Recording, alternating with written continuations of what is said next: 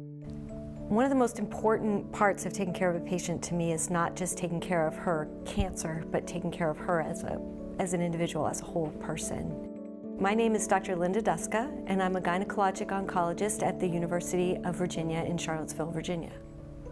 So unfortunately, HPV for a lot of people means a sexually transmitted disease, and it's something that they feel ashamed of, or they don't want to talk about, or they don't really understand at all. And for a lot of women where I practice, which is in a very rural environment, they don't even know what HPV is.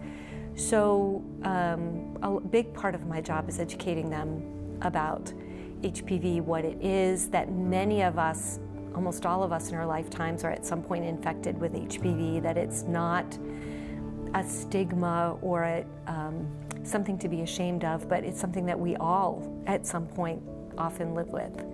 So I'm very passionate about HPV vaccination. My children have all been vaccinated against HPV, and it upsets me.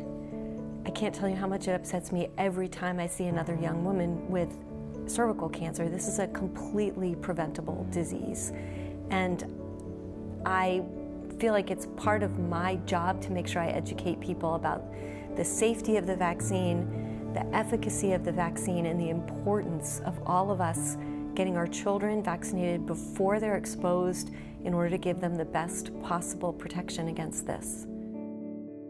As a mother, as a physician, and as a scientist, based on the data that I've reviewed, this is a safe and incredibly effective vaccine to prevent the development of HPV-related cancers.